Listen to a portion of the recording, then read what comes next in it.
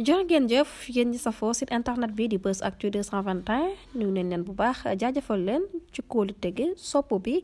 ak topp bi nga xamante ne rek yi nag ñu koy topp bu leen fàttee abonné di bës cloche de notification yi ngir mën a am yeneen i info ci mbégte ak bànneex saa su nekk rek di ànd ak yéen ci seen chaîne bi di Buzz Actu 221 li gën a fës ci bopp xabaar yi nag dañ koy door rek coowal ñaar fukki milliards ak benn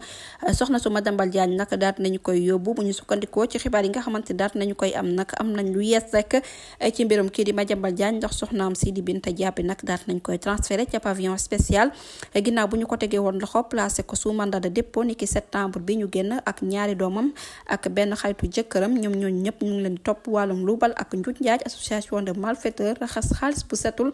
enquête bi nga xamante ne rek information daal dina koy fësal nag niki tey jii ma ngay daal di xam ne transfert kii di Binta Diaby nekk soxna su Madiambal Diagne nag niki dimanche lañ ko amaloon journal bi ma ngay daal di xam ne rek naam sax fësalul détails yi waaye jabaru Madiambal Diagne moom si jëmmi boppam rek ne nañu daal ab gestionnaire la woon ca bopp SCI Pharaon mu nekk société boo xamante ne rek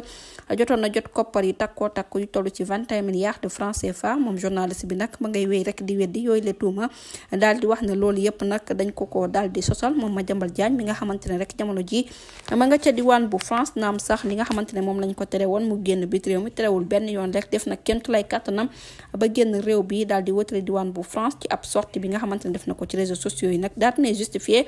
lu tax rek mu daal di woon daw génn réew mi ne la daal dafay waajal boppam maanaam daal dafay waajal ab tontom ne loo tax mu daw génn réew mi te nag ne na daal pare na pour dellusiwaat ci biti réew bi di Sénégal ngir assumer ay responsabilités moom Madiambal Diagne nag daal di woon nañu koy teg loxo bu baax léegi def na benn semaine ca diwaan bu France ci naka ñu ne nag dañ ko daal di woon jox exécution ab mandat d'arrêt international bu Sénégal sàkkoon ci moom ci naka ñu ne nag ne nañu dinañu ko placer sous contrôle judiciaire di xarandi cour d'appel bu Versailles ngir mu àddu ci nag nit ki ëllëg yemuk ñaar fukki fan ak juróom-ñett ci weeru octobre ci atum 2025 ci lu ñeel ñibbiseem ci réew bi di Sénégal du ñàkk dinañ ci ñëwaat ci yeneen i jotaayu xabaar jërë ngeen jëf ci ànd bi bu leen fàtte di abonné di bës cloche de notification yi ngir dara bañ leen raw